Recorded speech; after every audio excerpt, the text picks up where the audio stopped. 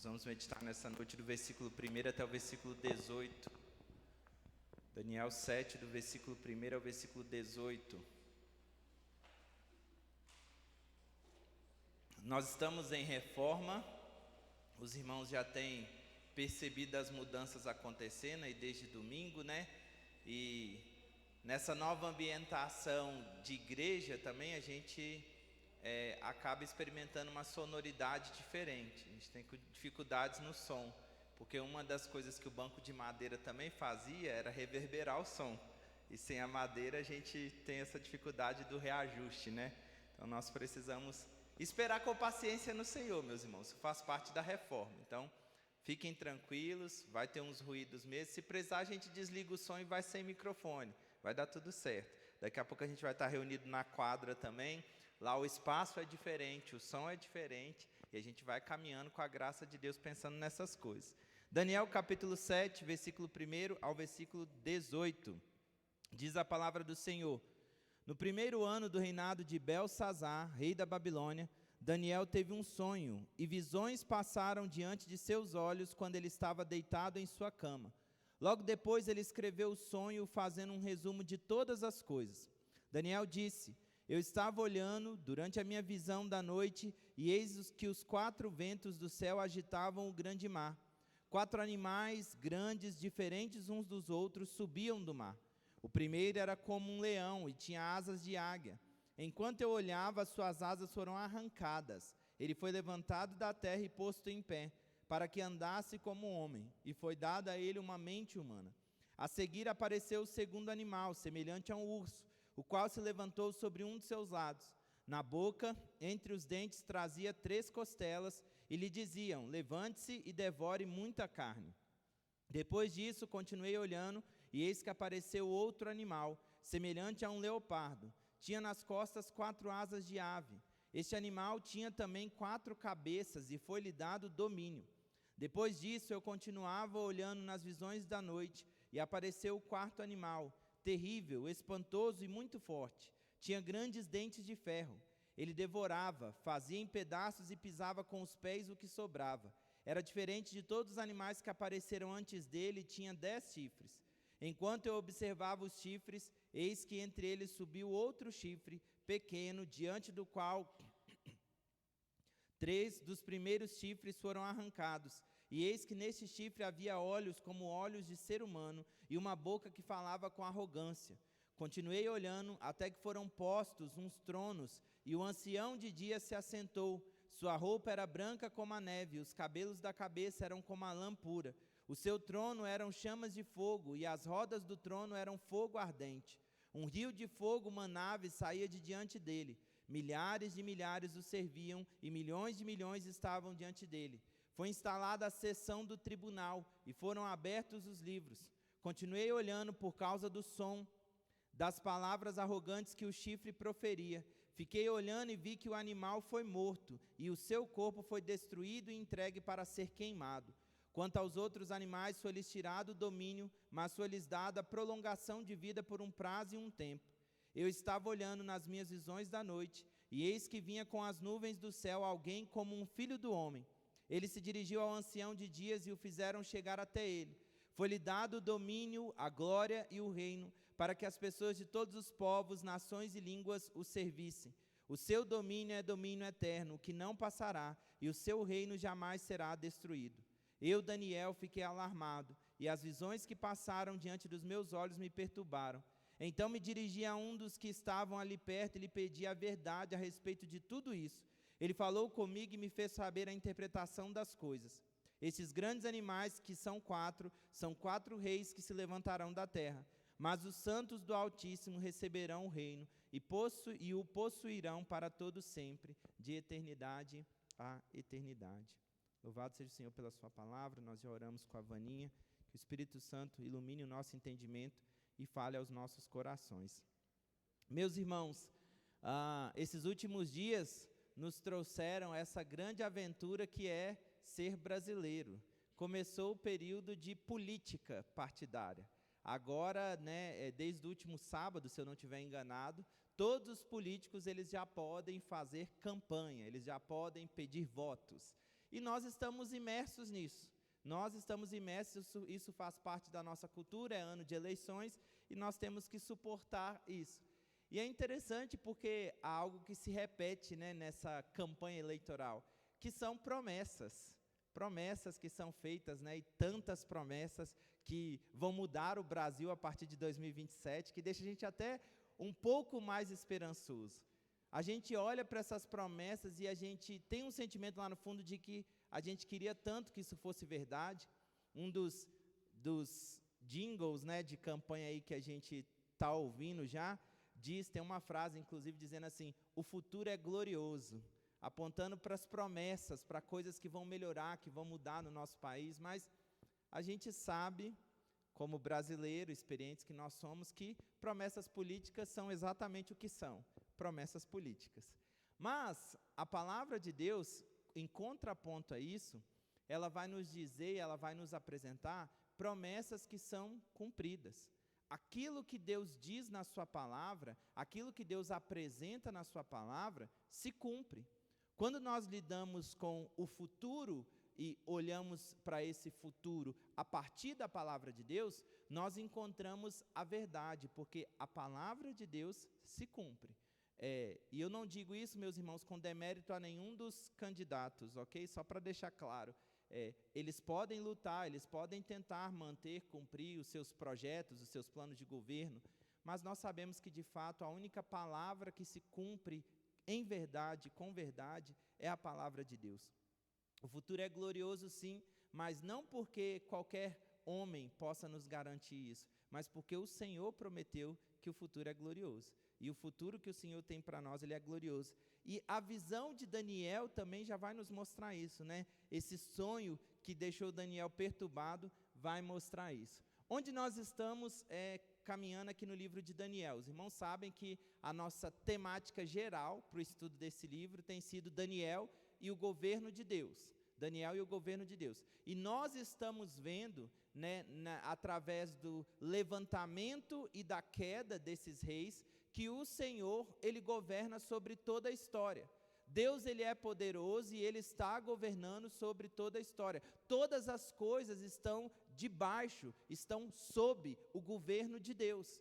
Deus, ele governa soberanamente sobre tudo. O livro de Daniel está nos mostrando isso. Apesar dos reis, apesar dos imperadores acharem que eles conseguem, acharem que eles dão conta, na verdade o Senhor está mostrando que somente Ele é o rei de toda a terra. Somente Ele é aquele que tem domínio de fato e autoridade sobre todas as coisas. Deus levanta e depõe reis conforme o seu querer e conforme a sua vontade. Eu disse para os irmãos, né, tenho dito que a divisão histórica mais conhecida do livro de Daniel é a divisão em duas grandes partes, né, duas metades. Do capítulo 1 ao capítulo 6 nós temos narrativas, histórias, e do capítulo 7, onde nós entramos hoje, até o final, nós vamos lidar com literatura apocalíptica. Nós vamos lidar com escatologia em Daniel. Daniel está falando sobre coisas do futuro. Mas uma outra divisão que a gente tem se debruçado aqui e tem apresentado para os irmãos é a divisão linguística desse livro. O primeiro capítulo escrito em hebraico e do capítulo 8 até o capítulo 12 também, escrito ali falando para o povo de Deus, para os judeus.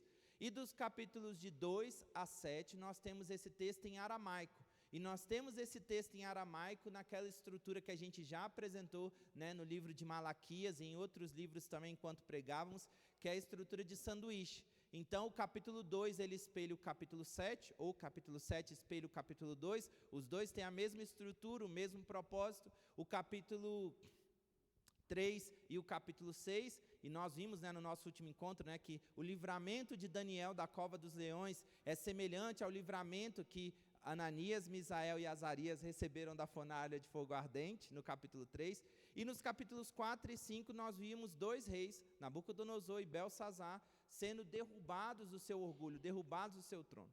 Apenas trazendo a memória dos irmãos, o que nós vimos no capítulo 2 foi um sonho também. Nabucodonosor sonhou e não havia quem interpretasse o seu sonho. É o sonho que Nabucodonosor tem com aquela grande estátua. E a grande estátua que é feita de materiais diferentes, elementos diferentes. E quando o Senhor vai conceder a interpretação dos sonhos a Daniel, do sonho de Nabucodonosor a Daniel, e Daniel vai apresentar essa interpretação do sonho ao rei, nós vamos ver que é uma interpretação semelhante ao que esse homem de Deus, esse anjo do Senhor vai trazer a Daniel, de que isso diz respeito a reinos que virão, reinos que passarão. Então nós temos um outro sonho, também com uma estrutura aí de divisão, que representa alguns reinos, e nós vamos ver a respeito disso aqui no capítulo 7.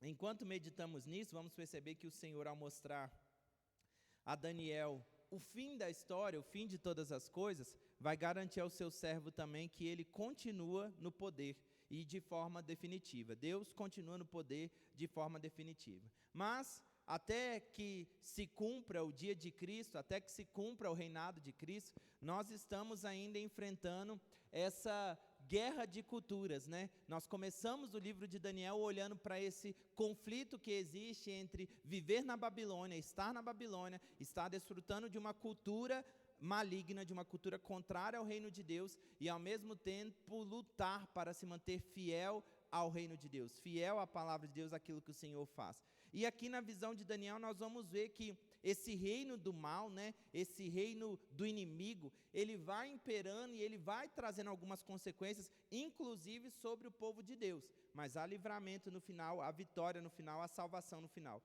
No primeiro ano do reinado de Belsazar, o relato do capítulo 7 começa assim: e ele era rei da Babilônia. Daniel teve um sonho e visões passaram diante dos seus olhos quando ele estava deitado em sua cama. E logo depois ele acordou e escreveu um sonho fazendo um resumo de todas essas coisas.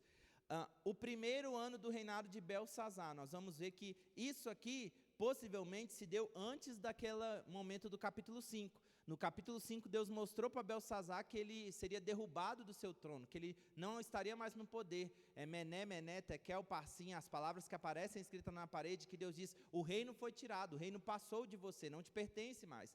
Então, agora, nós vamos ver, como se nós estivéssemos voltando um pouco a fita, voltando um pouco a história. No primeiro ano ainda, antes de Deus mostrar essas coisas a Belsazar, Daniel tem um sonho. E o que acontece nesse sonho, né? Esse é um sonho complexo.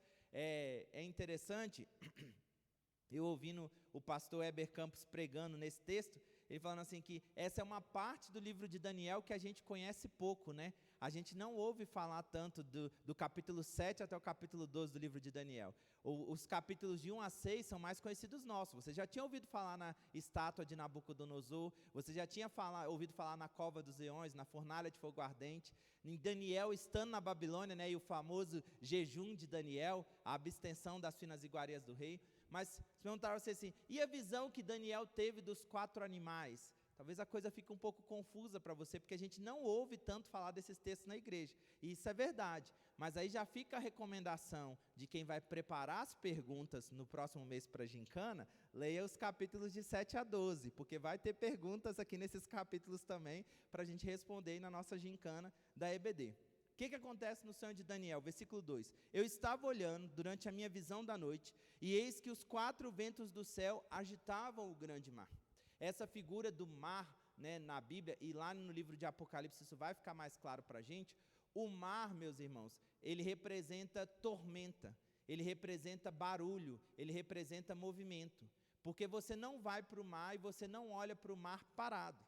Lá em Apocalipse nós vamos ver o mar se acalmando, né? E na verdade a visão da Nova Jerusalém fala até de um mar como de cristal, porque a ideia é um mar calmo, um mar parado. No céu há ausência de turbulência, mas aqui Daniel está dizendo que os 4 ventos da terra estão agitando esse mar. Então há barulho, há tumulto, há confusão, dependendo, né? E a gente já teve a oportunidade de participar de momentos de culto, momentos de oração lá à beira-mar no Espírito Santo.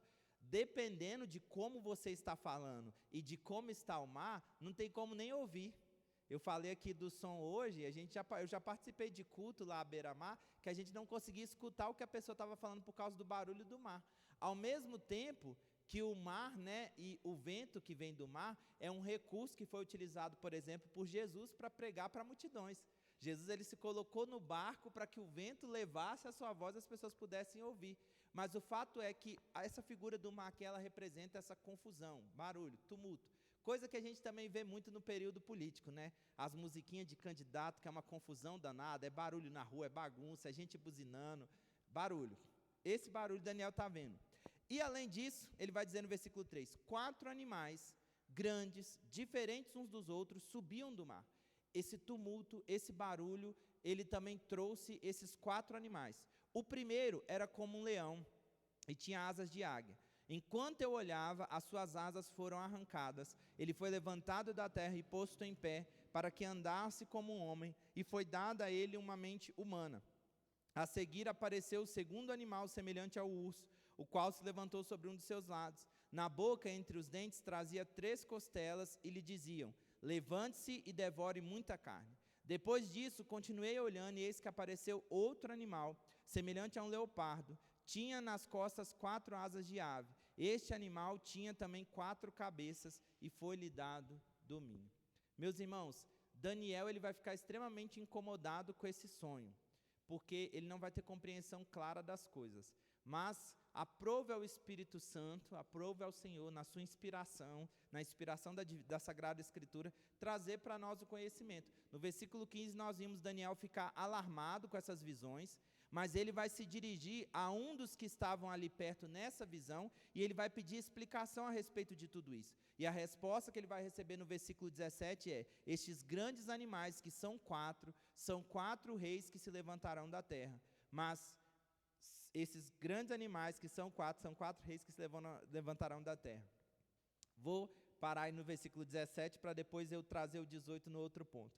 Mas o fato é que nós podemos ler esse texto, e já com um pouco mais de clareza, entender que esses animais que são vistos por Daniel aqui no sonho, e eu propositalmente li apenas até o versículo 6, eu só li até a aparição do terceiro animal, mas eles demonstram esses reinos, e a atuação desses reinos, que representa para nós aqui o reino do mal. E o reino do mal, ele é um reino feroz e selvagem. O reino do mal é um reino feroz e selvagem, a visão de Daniel nos mostra isso. O primeiro animal é um leão que tem asas de águia. Veja, não são animais comuns. Eles são animais selvagens, é um leão, é um urso e é um leopardo. E eles são animais ferozes, eles são animais carnívoros, né? Esse leão, ele vai ser levantado da terra, ele vai ser posto em pé para andar como homem, e isso tem significado, foi dado a ele uma mente humana. Mas veja, o urso trazia entre os seus dentes 3 costelas. Ele havia devorado muita carne, e isso é o que foi dito a ele no versículo 5, né? Enquanto o leopardo também tinha nas costas asas como ave, e tinha 4 cabeças, e esse animal dominava. Quando a gente fala, meus irmãos, em literatura apocalíptica na Bíblia, nós estamos falando desse tipo de coisa. Se você lê Apocalipse, se você se lembrar da sua leitura de Apocalipse, lá, especialmente a partir do capítulo 4, quando João vai ter a visão do trono de Deus, elementos como esse aparecem lá também. A literatura apocalíptica ela é cheia de símbolos, eles são simbólicos, esses elementos são simbólicos. Então, eles representam aqui para Daniel reinos que se levantaram sobre a terra, porque eles têm domínio. Mas esse domínio é utilizado por eles para subjugar, é utilizado por eles para maltratar, é utilizado por eles para humilhar. Esses animais representam então 4 reinos. A tradução histórica, a tradição, cristã, ela vai reconhecer esses animais e esses 4 reinos como o reino babilônico, sendo o primeiro reino, representado pelo leão, e seguindo a ideia de que Nabucodonosor esteve um tempo prostrado como um animal, e então ele foi levantado, foi colocado aqui, é dito que esse leão ele seria levantado, andaria como homem, e ele receberia uma mente humana, e o termo aqui, o melhor termo para isso também, citando o pastor Heber Campos, é coração. Ele recebe um coração humano, e a ideia é que Nabucodonosor se tornou um rei um rei diferenciado, depois que ele passou por aquele estágio de humilhação. Depois que ele sofreu aquela humilhação, ele se levanta, mas se levanta mais bondoso, mais amoroso. E é nesse sentido também que esse leão aparece aqui com uma mente humana, com sentimentos humanos, mais parecido com o humano. Então, esse leão representaria esse reino da Babilônia, mas ele seria seguido pelo reino medo-persa, e representado aí por esse urso, que traz na sua boca 3 costelas, nações que ele havia derrotado, nações que ele havia destruído, dentre elas o Egito, a própria Babilônia. Esse urso, ele vem como um governo pior. Nós vemos isso nos profetas menores. Quando nós lemos os profetas menores, vamos ver que os governos levantados após a Babilônia, eles são governos ainda mais terríveis, ainda piores, que vão trazer mais mal sobre o povo de Deus.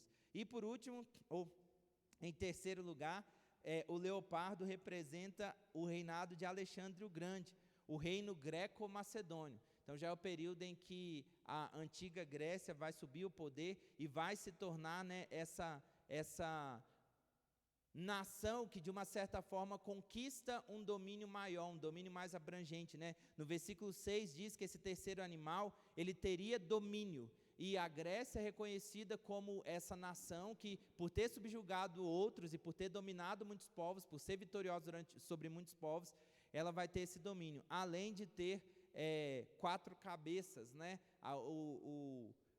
O governo de Alexandre o Grande, ele também é dividido, né, com tetrarcas, com lideranças que a gente vai ver, inclusive, lá até o período em que Jesus chega ao mundo, né? É um governo que tem outros líderes, outros cabeças ali sobre as suas regiões. Então, esses animais representam esses reinos que representam o reino do mal, eles são reinos de selvageria, eles são reinos que propagam a maldade, que propagam o mal.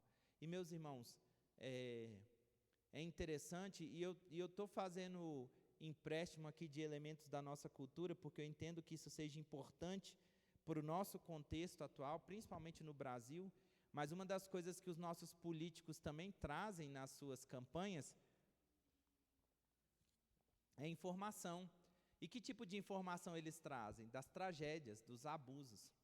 Mulheres sendo abusadas, crianças, adolescentes matando, roubando. Nós vivemos numa cultura selvagem, nós vivemos numa cultura onde há matança, nós vivemos numa cultura onde as pessoas abusam e abusam umas das outras. E eu não estou falando aqui meramente do abuso do poder, que também acontece, mas de toda uma cultura maligna que está alastrada, que está espalhada no nosso meio.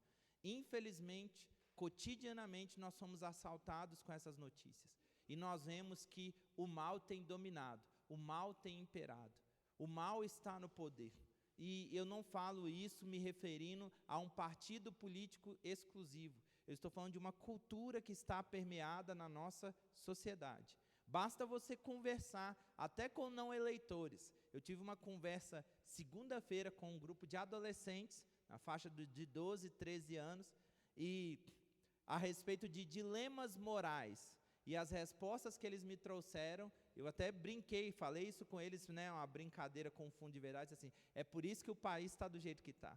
A questão não são os políticos que nos roubam lá em cima, isso é um grande problema, é um grande mal, mas o problema é como nós nos acostumamos a viver numa sociedade maligna, a viver numa sociedade onde a prática do mal, ela é louvável, ela é reconhecida, ela não é punida.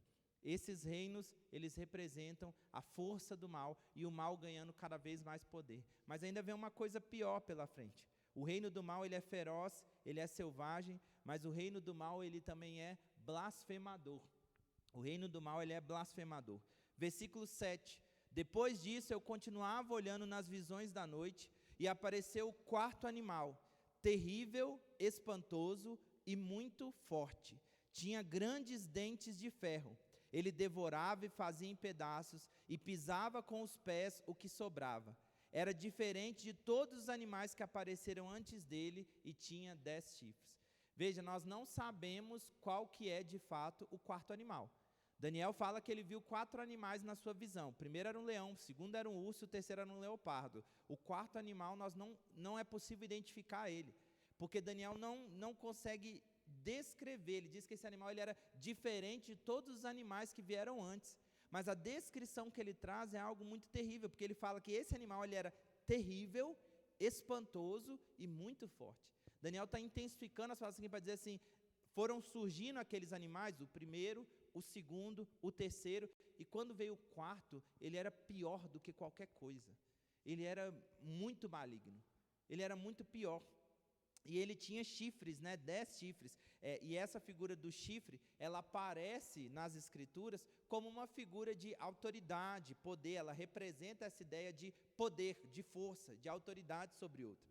Enquanto eu observava os chifres, versículo 8, eis que entre eles subiu outro chifre, pequeno, diante do qual 3 dos primeiros chifres foram arrancados. E eis que nesse chifre havia olhos, como olhos de ser humano, e uma boca que falava com arrogância. Uma boca que falava com arrogância. É uma figura estranha. A gente tem que fazer um exercício imaginativo longo para a gente conseguir chegar nisso que Daniel está vendo.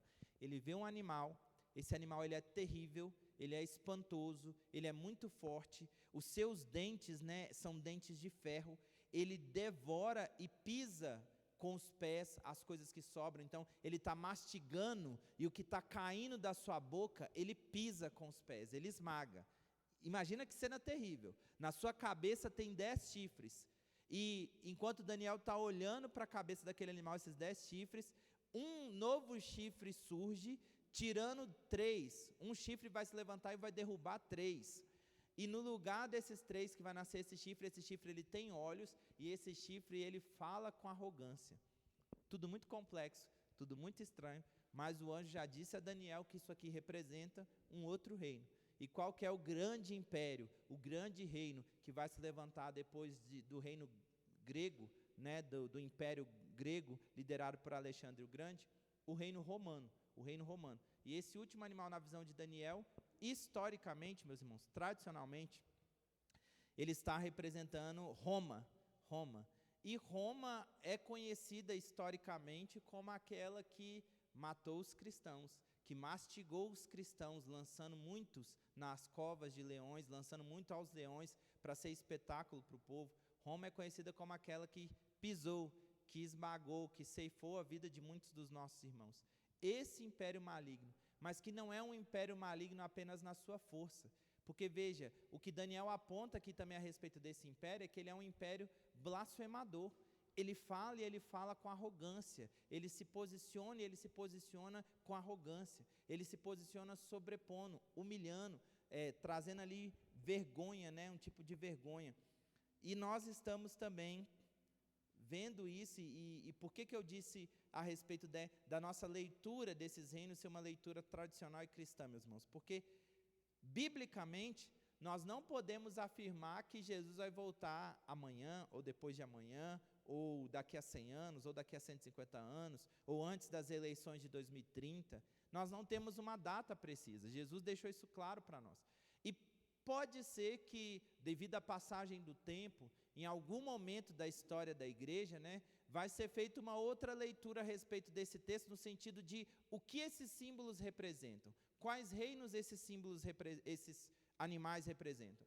Mas uma coisa que nós podemos afirmar e ter certeza é de que os elementos trazidos por cada um desses reinos, essa selvageria, essa ferocidade e essa cultura maligna de blasfemar contra o Senhor, ela está presente nos nossos dias. Nós vivenciamos todas essas coisas. Roma não está nos matando, não aqui no contexto brasileiro, a forma como acontecia, mas nós temos notícias de irmãos nossos que estão morrendo por serem cristãos. O site Portas Abertas tem lá pedidos de oração, inúmeros nomes de pessoas e famílias que são perseguidas, casas são invadidas, igrejas são queimadas, há pessoas morrendo por servirem a Cristo. Mas aqui na nossa nação a gente não está distante dessa violência, porque esse reino blasfemador, ele também está presente. Nós lidamos com piadinhas por sermos cristãos, por sermos crentes. Hoje em dia, inclusive, há um movimento muito claro estabelecido na internet, nas mídias, de que o cristão não deveria nem falar. Crente não deveria opinar sobre determinadas coisas, sobre política, por exemplo. Eu já vi, e a campanha começou sábado, A gente não tem nenhuma uma semana de campanha, mas eu já vi gente falando assim, tinha que ser crente, tinha que ser cristão para estar falando um negócio desse, para estar fazendo um negócio desse. Nós também sofremos injúrias. E é claro, meus irmãos, eu não estou defendendo aqui que todo cristão está certo naquilo que ele fala, porque nós também temos problemas em algumas falas, né, dos nossos irmãos e irmãs aí. Algumas pessoas se posicionam de uma forma muito ruim. Mas o fato é que há um movimento contrário ao movimento do reino de Deus. Há um movimento contrário ao movimento da cultura do reino de Deus. Nós enfrentamos uma cultura que é uma cultura que jaz no maligno. Nós enfrentamos uma cultura que tem sobre si o domínio do príncipe do mal. Daquele que Jesus disse, aí vem o príncipe desse mundo e ele nada tem em mim. Nós estamos inseridos nessa cultura. E muitas vezes nós estamos sendo mastigados, nós estamos sendo pisados, estão blasfemando contra nós estamos sofrendo com as forças desses animais que imperam, que dominam e que têm a autoridade, que têm o poder sobre as suas mãos. Como é que o cristão vive então nesse contexto? O que o cristão faz? A visão de Daniel, graças a Deus, também nos traz a resposta para isso, porque o final da visão de Daniel vai nos mostrar a vitória.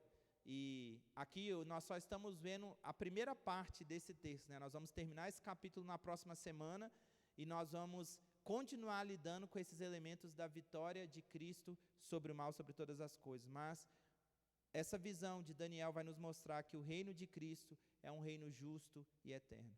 O reino de Cristo é um reino justo e eterno. Se o reino do mal ele é feroz e selvagem, se o reino do mal ele é blasfemador, o reino de Cristo ele é um reino justo e eterno. Versículo 9, Daniel, continuei olhando até que foram postos uns tronos. Essa visão toda que começa lá no mar, com esses 4 animais saindo do mar, do meio daquele barulho, esses animais que são ferozes, que são selvagens, que estão mastigando, que estão devorando as coisas, esses chifres que se levantam, e esse chifre com olhos que é blasfemador. No meio disso, Daniel continua olhando e aparecem tronos, e um ancião de dias se assentou. Sua roupa era branca como a neve, e os cabelos da cabeça eram como a lã pura.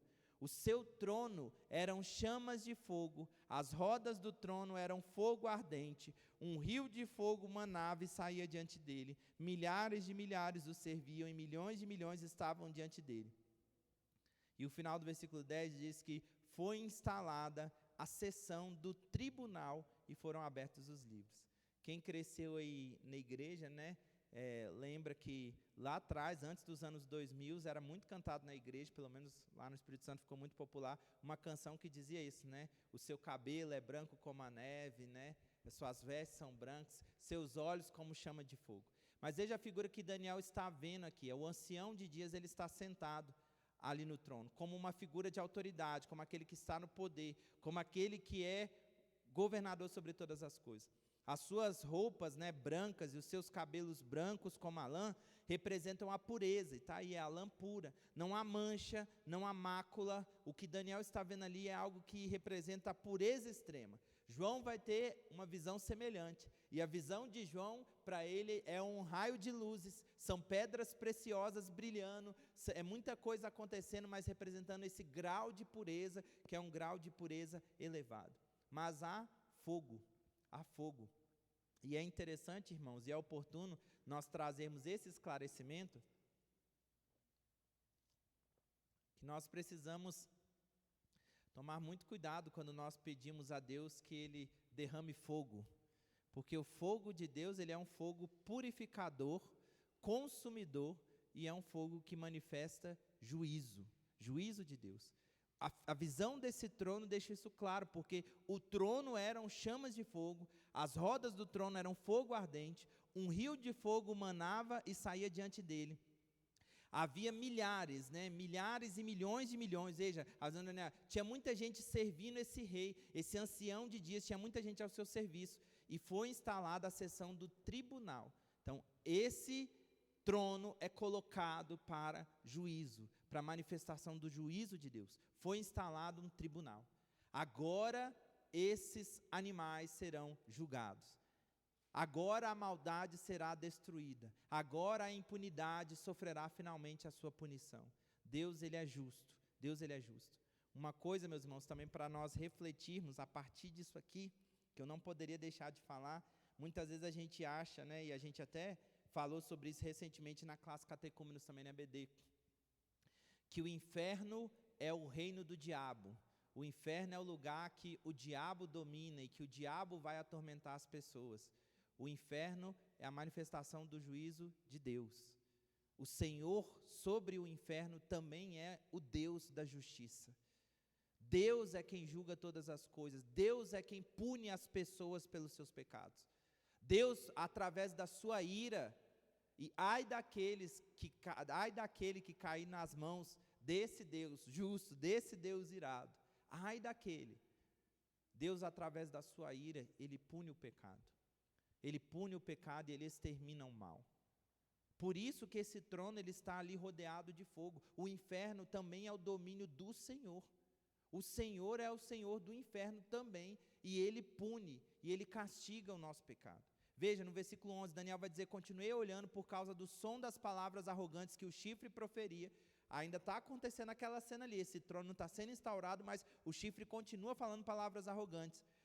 Fiquei olhando e vi que o animal foi morto, o seu corpo foi destruído e entregue para ser queimado. A manifestação do juízo de Deus. O fogo vem para destruir, para queimar, para mostrar que o Senhor é Senhor soberano sobre todas as coisas. Quanto aos outros animais, foi-lhes tirado o domínio, mas foi-lhes dada a prolongação de vida por um prazo e um tempo. Eles teriam domínio ainda sobre algum tempo. O que aponta para o fim dos tempos, o fim de todas as coisas. O Senhor já tem manifestado o seu juízo sobre a terra. Roma já caiu, como outros impérios humanos já caíram também. A gente olha isso aqui no livro de Daniel e a gente tem que falar sobre isso, né? Babilônia já caiu. Esses impérios malignos, esses impérios do mal, eles vão caindo um por um, ainda que eles continuem com um certo domínio. Mas esse domínio ele também vai ser extirpado, porque vai entrar em cena aquele que de fato tem autoridade, tem domínio sobre todas as coisas. Versículo 13 e 14. Eu estava olhando nas minhas visões da noite, e eis que vinha com as nuvens do céu alguém como um filho do homem. Filho do homem é um título que Jesus vai atribuir a si mesmo no Novo Testamento. Tem diversas referências disso. Depois você pode ler os evangelhos. Jesus vai dizer: quem estão dizendo que o filho do homem é? Quem estão dizendo que o Filho do Homem é? Ele está se referindo a ele. Jesus atribui esse título a si mesmo. Eis que vinha com as nuvens do céu alguém como um filho do homem. Ele se dirigiu ao ancião dos dias e o fizeram chegar até ele.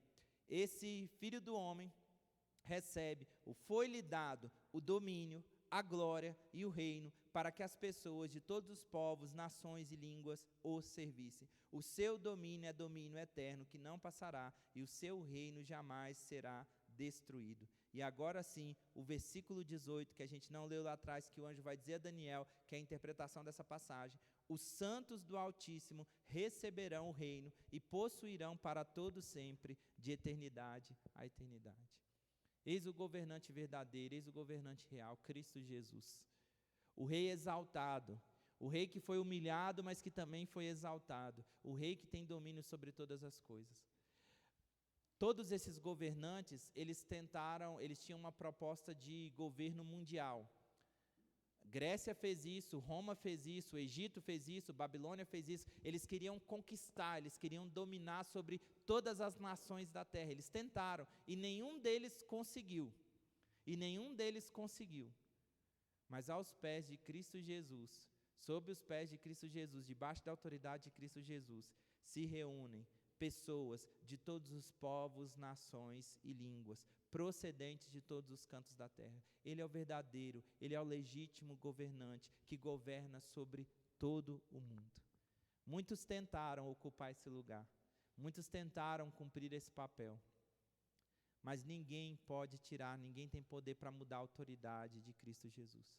O governo que é estabelecido por Deus é um governo justo, é um governo eterno, é um governo que vai durar para todo sempre. É o governo que vai durar para todo sempre. Nós não sabemos os resultados das eleições. Nós não sabemos o que vai acontecer com o nosso país. Nós temos que orar, como nós fizemos aqui nessa noite, nós vamos fazer com mais frequência daqui para frente como igreja, orar, pedir a Deus sabedoria, pedir direção, para que nós saibamos como votar. Mas nós não podemos garantir nada, e nenhum dos candidatos pode garantir nada. Eles estão fazendo promessas, mas não há garantia de que eles vão cumprir aquilo que eles estão prometendo.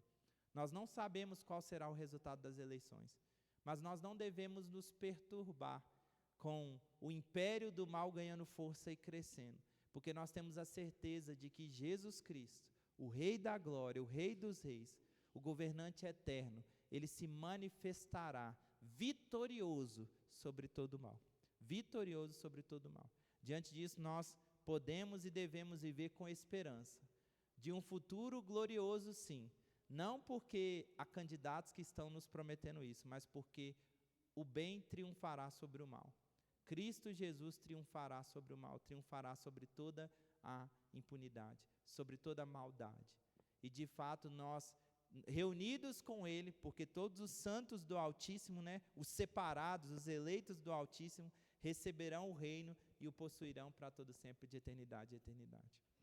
Enquanto em Babilônia, enquanto estamos aqui, vivamos com fidelidade ao Senhor, vivamos com temor ao Senhor, vivamos aprendendo mais do Senhor, mas sempre, sempre confiando no governo de Deus que é soberano sobre todas as coisas. Aguardamos esse dia, o dia glorioso, o dia do Senhor, o dia de Cristo, o dia em que a justiça de Deus será manifestada sobre todos nós. Vamos cantar isso também através do hino de número 292.